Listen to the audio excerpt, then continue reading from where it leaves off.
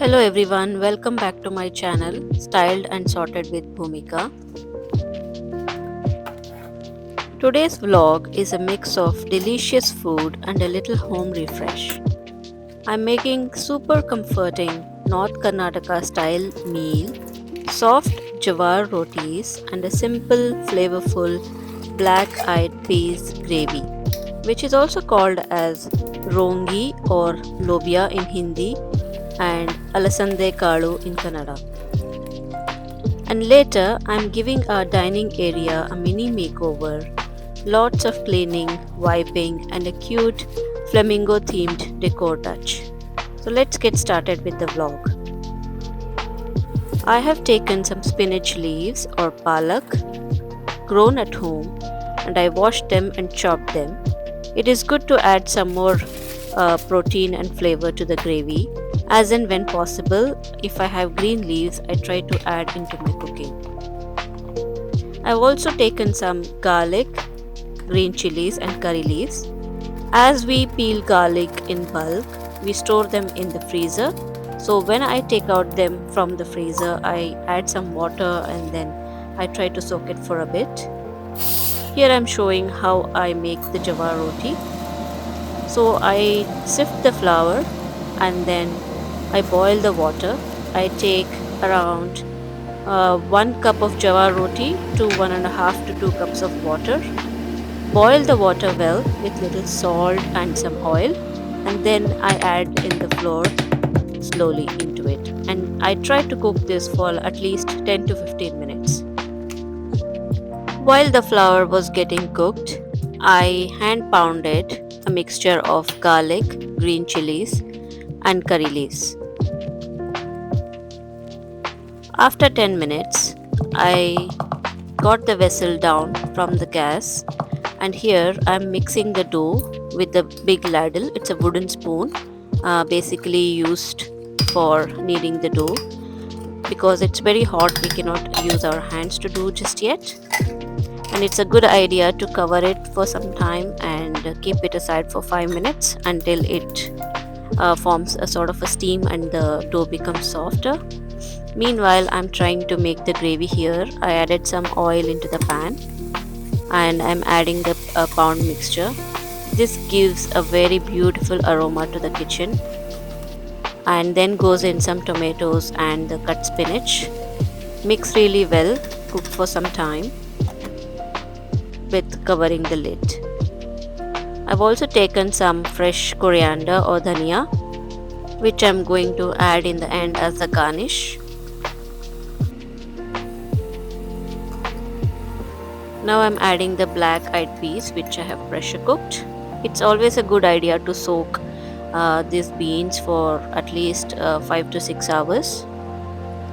In goes all the masala like turmeric powder, red chili powder if you want to add some, and also I've added some salt. Because I've taken more of green chilies, I have not added red chili powder here, but if you like a higher spice level, you can always add it.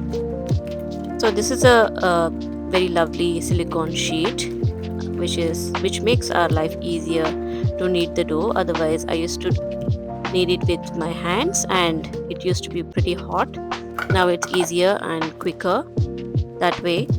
And I am also taking some rice flour for dusting the Jowar rotis, because these rotis are not like the normal wheat rotis. They are very soft and it has to be done very carefully and slowly.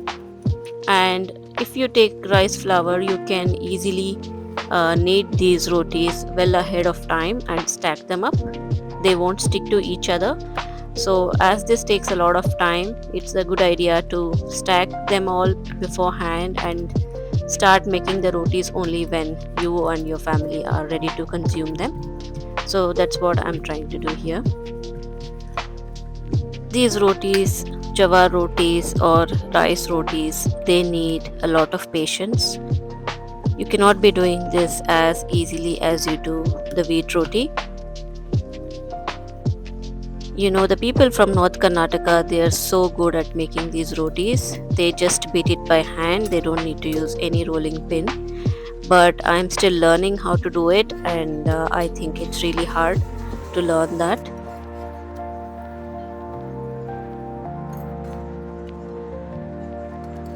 This is how my plate looks, and I've had some salad on the side, and the butter always makes it very delicious. Finally, the tasting time with all the hard work. Trust me, it was super delicious. This is something which, if you haven't tried it, please do try it.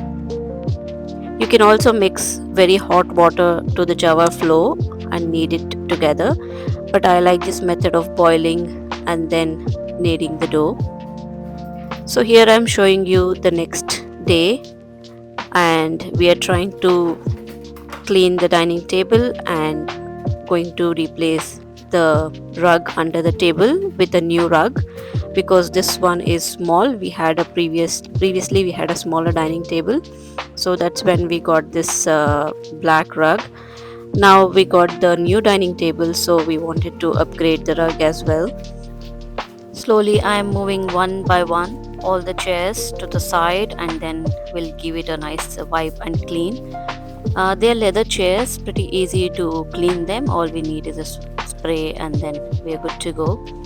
This table is a stone table, so I will just wipe it off with the dry cloth and then use a multi-purpose spray. And in the end, I will be using a stone cleaner over the table to maintain its shine and keep it streak free. So the table was so hard, and hubby had to help. In fact, he only did most of the heavy lifting. I was just trying to pull.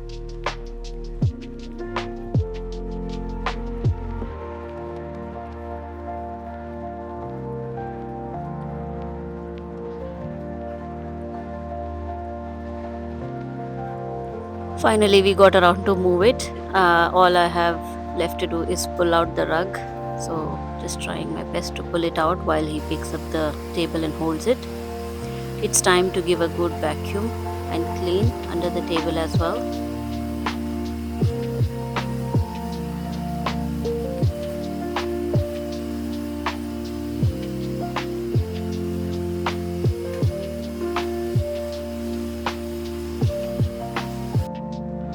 This is a lovely and a large rug, also goes with the theme. Easier to clean, and color is also not too light, not too dark, easier to maintain it as well under the dining table. The kids have all grown up now, so I don't have to worry too much about the crumbs falling under the table while they are eating their dinner or meals or anything for that matter.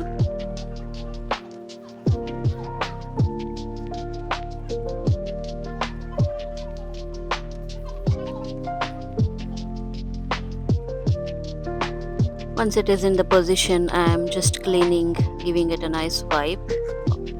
As you all know, we don't find house help here in Australia. Even if we call a cleaner, it is per hour basis.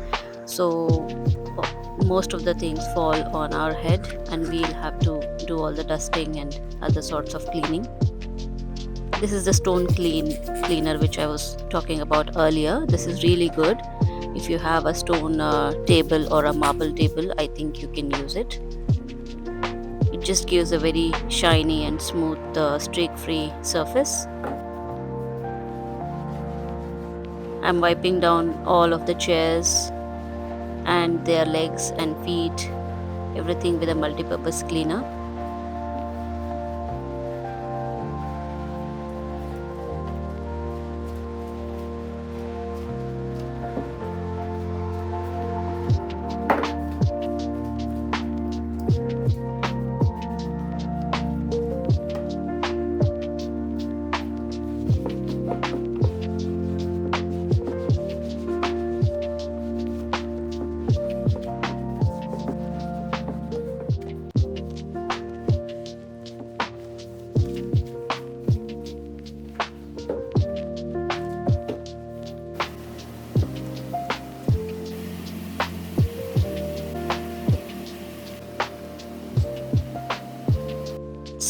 Now it's time to start assembling, and I've got this beautiful flamingo centerpiece, And I had some fresh flowers as well. These are the salt and pepper shakers. Look how cute they are.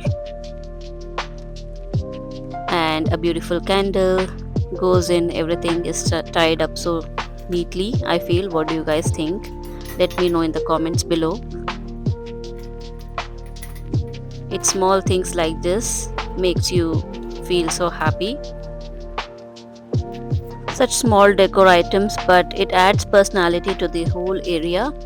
So as we have a theme of gold, black and white in our house, so I got this perfect placemats and it all adds up to the decor. Let me know how do you like the look and also the recipe of Jowar Roti and black eyed peas. Thank you for watching. Please like, comment and subscribe to my channel Styled and Sorted with Bhumika. See you in the next one.